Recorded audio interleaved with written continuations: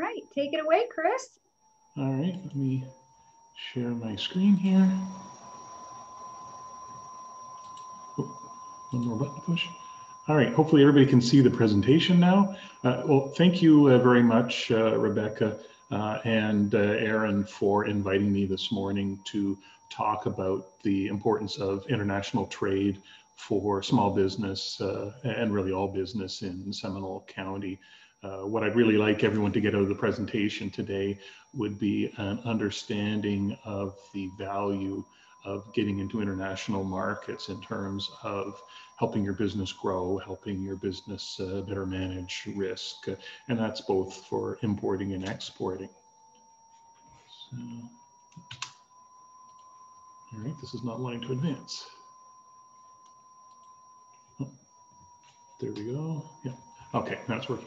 Sorry about that. So as I say, I'll talk a little bit about who we are at the Central Florida International Trade Office, why international trade should matter to Seminole County businesses, provide a quick overview of existing exports from Seminole County to the world, and then how the Central Florida International Trade Office, CFITO, can connect your business to a world of opportunities. So we were established in 2014 in order to help fill a few gaps that were identified by then Orange County Mayor Teresa Jacobs.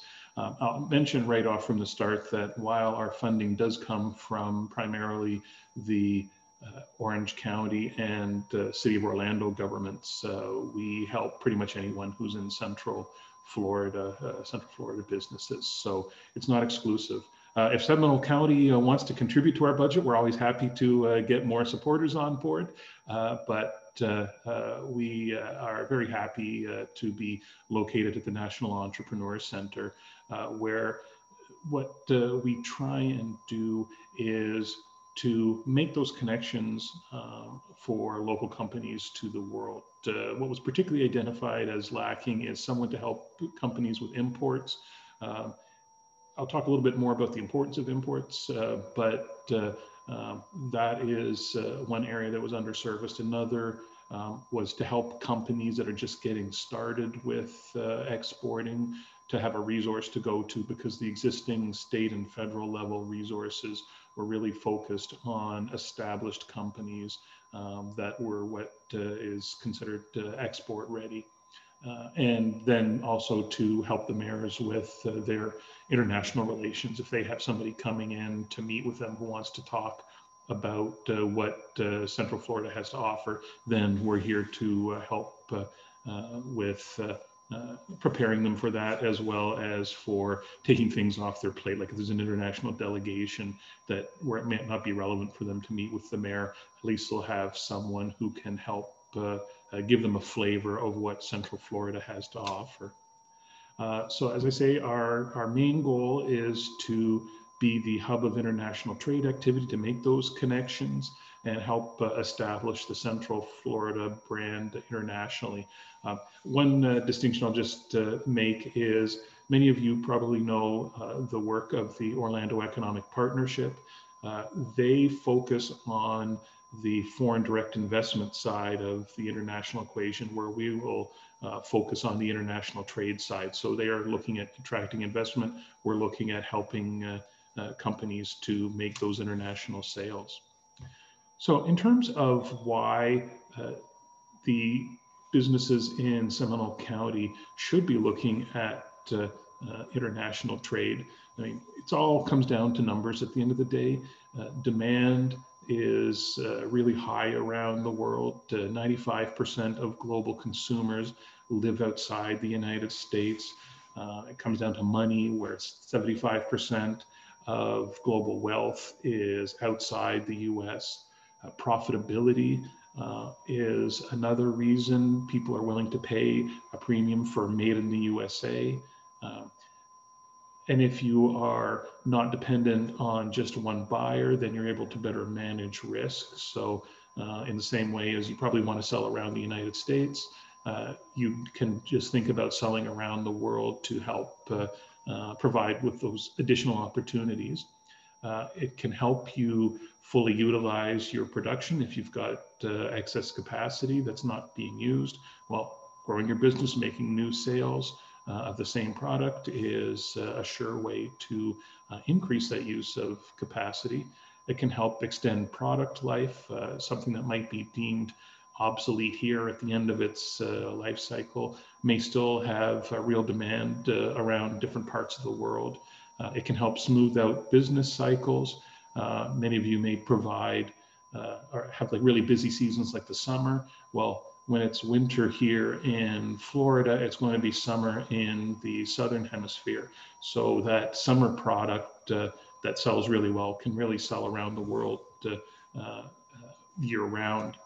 Competitiveness in terms of what you learn abroad is going to really help you here at home. You find different ways of thinking about the product, thinking about how it sells, and that will give you new ideas for products at home. And finally, it can help increase the value of your intellectual property if you license it abroad. Importing, as I say, is also important. It doesn't necessarily mean exporting jobs, just in the same way as you want to manage risk by having a variety of markets, having a variety of suppliers, including some from outside the United States may make sense. It can help improve your competitiveness. For example, if you manufacture electronics, maybe importing one component is what's going to make your product competitive in the US or around the world, instead of having everything that is made here. And there may be products as well that you can only source from outside the US. And then finally, helping to meet customer demand. To say some products might not be available domestically, or they might be too expensive here. And so selling that imported product might be a way for your business to make more money, as well as helping families to stretch their budget. Overall, in terms of why trade is important to the state of Florida, I think a key number is that 1 in 5 jobs depend on trade. There's 154 billion flowing through Florida's airports and seaports. So we're talking about a lot of money that's involved in trade.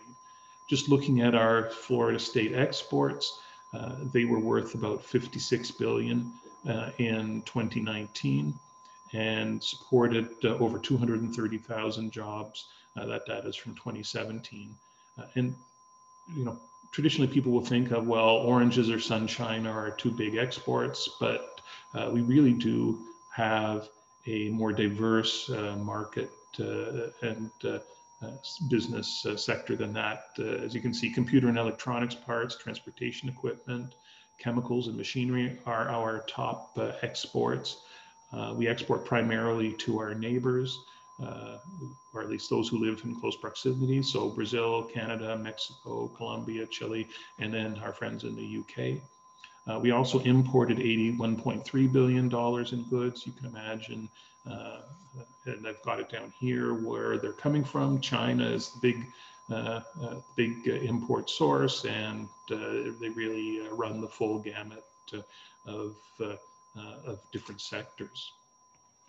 So then when it comes down to taking a look at what we do in Central Florida, and for that I use the Orlando, Kissimmee, Sanford Metropolitan Statistical Area. So that's basically Orange, Seminole, Osceola, and Lake counties.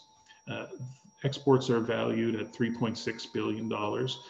Orange County obviously is the biggest exporter, and Seminole County is the number 2, with about half the value of exports has come from Orlando.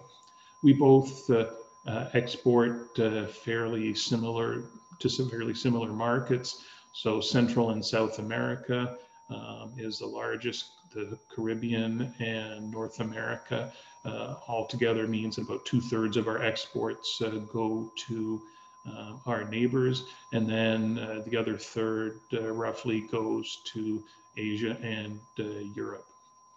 You can also see that we have some fairly high-tech products coming out of the region.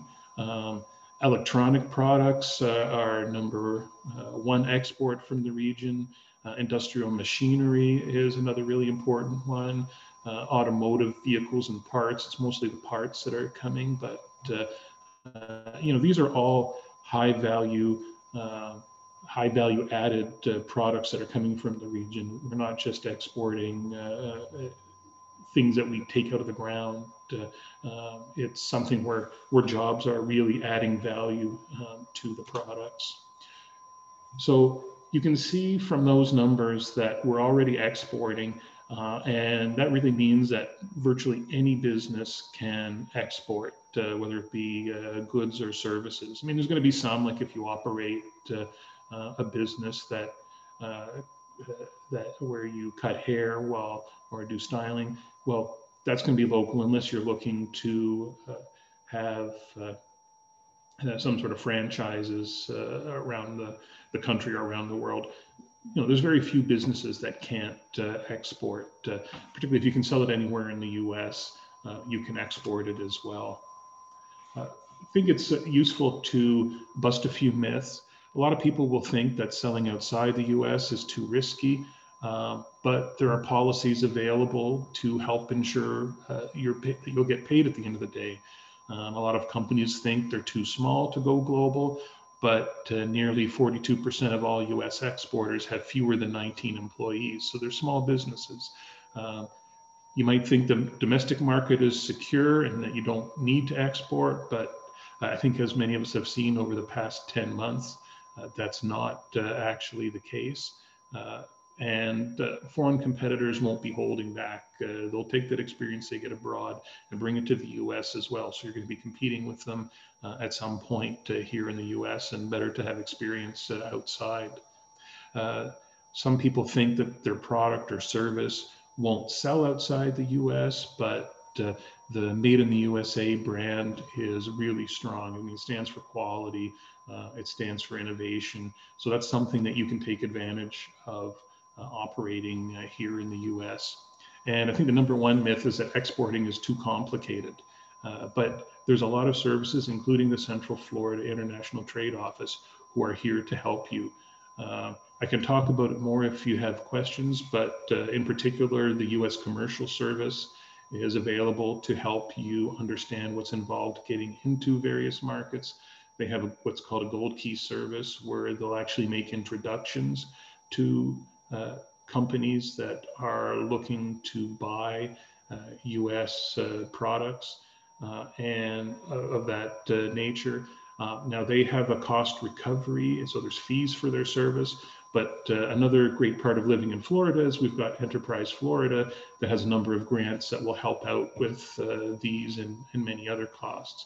They're the other big agency that helps companies to get into the international marketplace. They'll work in international trade shows. They have, as I say, grants to help you. For example, if you have to register a product in another country, like if you want to go into the EU and you need to get a CE mark for it, they have a grant that will help offset the costs of that. So they're really great people to know.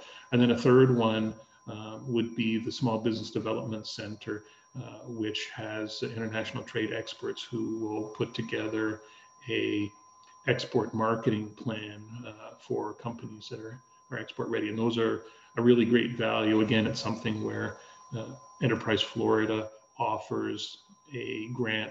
So at the end of the day, it only costs you, I think, about $500 for something you can easily be spending $20,000 to $25,000 for in the private sector. Just quickly, in order to know if you're ready to export, you got to think about the product or service that you want to sell, and to be able to take advantages of some of those services that I was telling you about with US Commercial Service, et cetera. They need to be made in the USA or made in Florida. It doesn't really matter who owns the company, just that they're made here. You need to identify your goals for exporting and how you intend to achieve them. You need to ensure there's management commitment for this because there is, as there is entering any new market, risk involved. You need to take a look at financing. Again, that's something that the Central Florida International Trade Office can help with, is understand what options are available to you. You have to have an open mind and a willingness to learn. You can't just think that everywhere in the world is going to be the same as the US. One of the things I try and do when we talk about a new market in a well, right now webinar, but otherwise a workshop that we do on a country, is have someone to come and talk about what it's like to do business in that market. And just from the cultural perspective. And then finally, you need to have patience. This is not something that's going to happen overnight. Some of you may already be exporters. Some of you may be what we would call an accidental exporter, in that your product is well known, and so somebody comes to you either through your website or gives you a call saying, we've heard about your product and we want to import it to our country. So that does happen, but if you're starting to get known in a new market, then it's not something that will happen right away. In terms of getting into the markets, it's like anything else around the US. Would be the same thing. You need to know your customer. You need to know the market. What are they prepared to pay? Who are your competitors? You need to take a look at how you're planning to sell there. Do you want to do everything yourself? Sell direct to consumer, sell business to business? Are you going to have a website? That's another actually great service that you can get through Enterprise Florida, is they will help localize your website at a fairly low cost. Do you want to outsource everything and find a sales representative or a distributor there? You need to think about your contract terms, shipping. Do you need an export license? Because just because you want to export and have a buyer doesn't necessarily mean that you'll be allowed to, particularly if you're selling things with sensitive technologies or military products. You need to ensure that you protect your intellectual property so that, when you're selling abroad, somebody else doesn't go and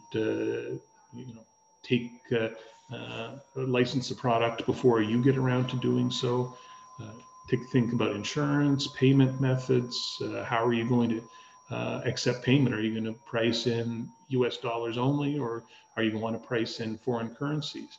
And you always need to take into account things like the US Foreign Corrupt Practices Act, which holds you liable. Like you can't go and provide bribes, for example, to foreign officials, and your distributor can't do it either.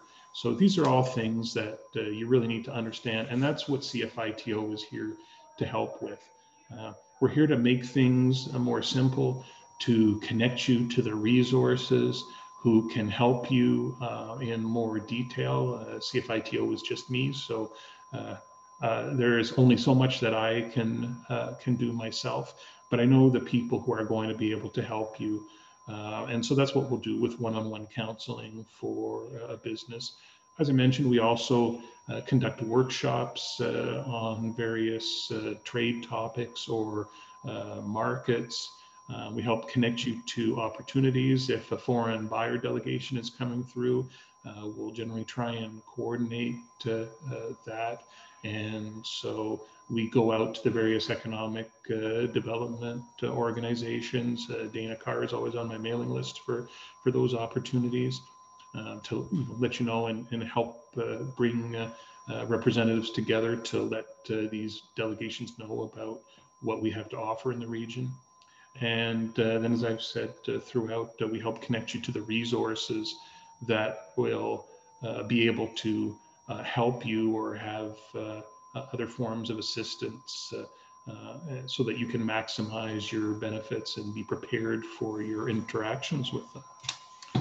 So that's a quick overview of international trade, why I hope your companies will think about getting involved in international trade, and how we can help you navigate what might seem like very complicated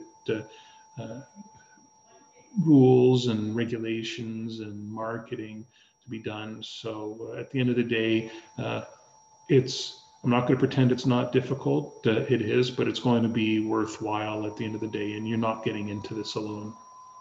So with that, I'm happy to answer any questions that anyone may have about international trade. Hi, Tina. How has COVID impacted the import-export situation? I mean, in terms of costs with containers and limitations, perhaps? Uh, It'll depend how you want to ship it. There's obviously two impacts. One is what's impact has it has on markets and production.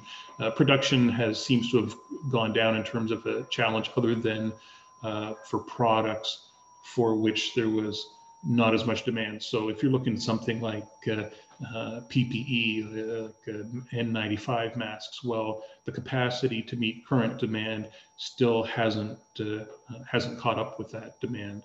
But for most other products where there hasn't been a surge in demand, things are pretty normal.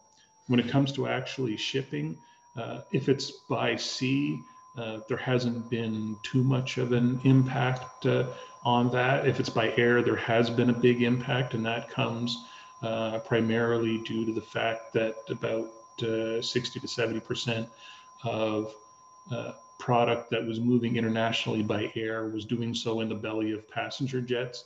And with the passenger jets uh, not traveling, being grounded pretty much for a while, that made air cargo shoot up in price. I think I'm not an expert in the prices, but I think it about tripled the price of air cargo. And I mean, it's coming down, but there's still an increase in cost for shipment, and that's why I say it's really important to get into international trade with your eyes wide open. I mean, you don't want to make assumptions that it's not going to be terribly expensive. I can just send stuff by sea, but you really need to know how long.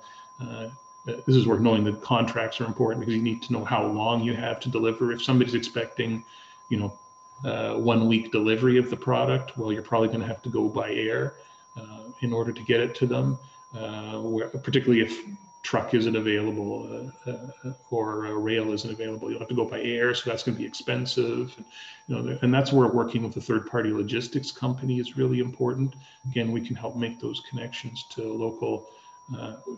Third-party logistics is basically what people think of as shipping companies, but they'll do more like brokerage, help you classify your product for entry into a foreign market, because you need to know what the tariff code is for that product so that you know how much it's going to cost to enter that market.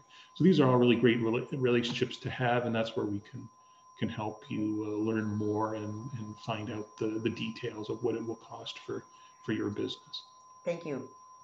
Last question. You mentioned that there were easier markets to get into than others.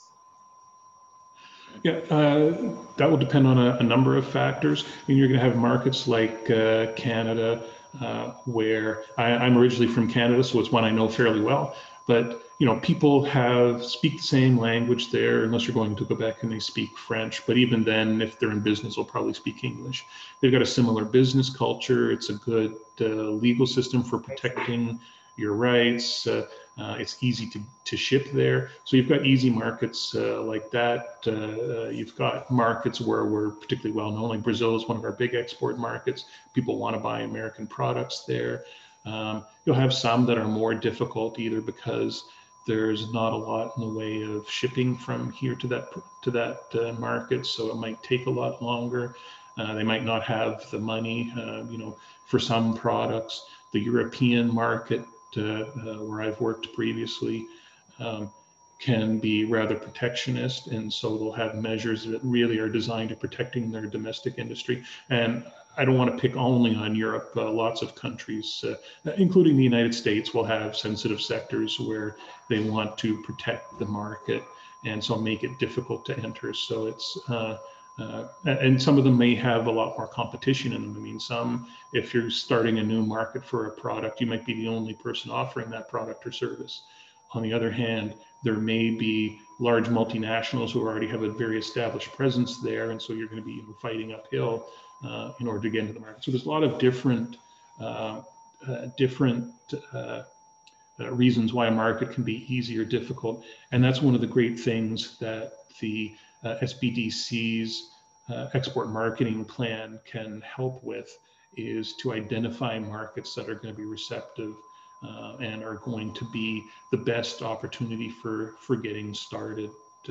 for your business. Thank you. I have one question. How long does the process take for your product, I guess, to get approval to export? Well, there's sort of two answers to that question. If you're looking at the approval from the US side, that's a different process than for entering into the country. So if you're looking at for getting approval to export, if you need to get a license, that's a big topic, but that's probably take a month or so. I mean, if you need to get it really urgently, they might be able to expedite the process. But if you're starting fresh, you've never had your product, you've never dealt with that market, you've never sold your product abroad before, and you need to have an export license, then that might take a bit of time initially. If you're talking about how long it will take to enter the country and get approved, I mean, it really depends on the regulatory system in the country. If you need to get special licensing, say from USDA, that says it meets certain requirements in that market, or it's been produced in a certain way, that's fairly quick from USDA. Or but then they might require that you have something like a CE mark. I don't know how long that takes, but it's months rather than days or weeks in order to get the CE mark in Europe. You might, in accessing a foreign market, have to do different packaging. So then, that's something that's going to have an impact on how long it takes to enter that market. You might need to reformulate the product for that market. But just generally, in terms of if a shipment is coming from here to Brazil, let's say, and then you're really just looking at, well, how long does it take to get across the border? Again, even then it'll depend on if it gets inspected. Like not every shipment is going to be inspected at the border, but it could do, and they could be slow. They might find that there's a problem with the product, in which case it'll take a real long time to get in, and you might have to destroy the product. That's more in the agricultural sector than in sort of regular manufactured goods.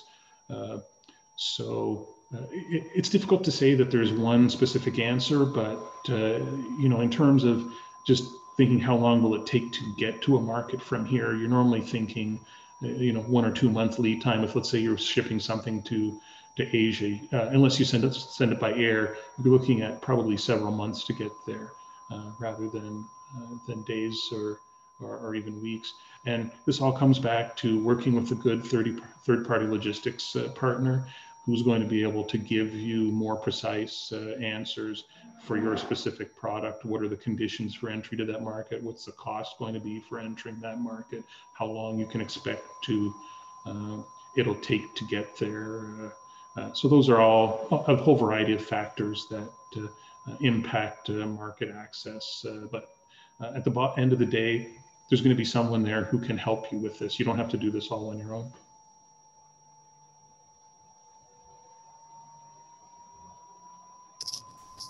Hey, Chris. Hi.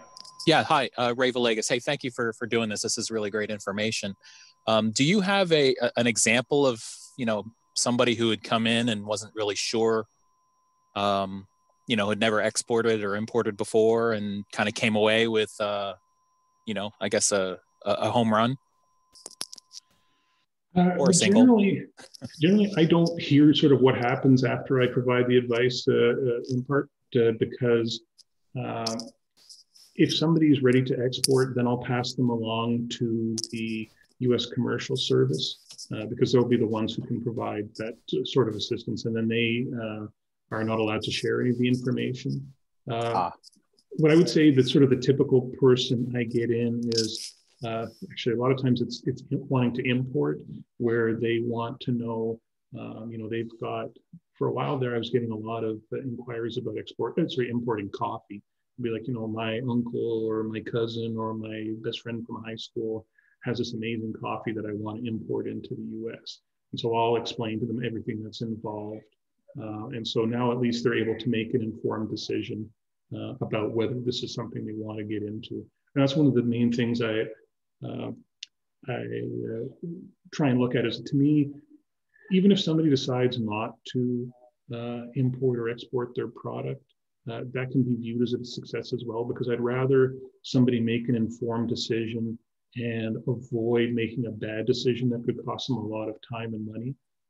That's just as valuable as, in many ways, as one where somebody makes a decision to actually import or export, and then that helps them grow their business, because you don't want to have someone who's already, a lot of times people who are coming to me are trying to transition from a previous job that they had, or they've got a really great idea that they're excited about, but might not have completely thought through. So if we can help them avoid making any mistakes, and go in with a true appreciation of what the risks and rewards are from international trade, then that to me is a success. No, great point. Thank you for that.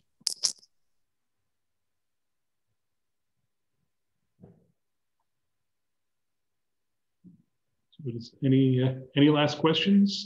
You've got my contact information there, so I'm happy to answer any more questions you may have offline, and hopefully you'll share with your friends around Seminole County about the importance of international trade, and it's not as difficult as a lot of people might think, and that there's a lot of resources out there who are just looking to help you get into those markets.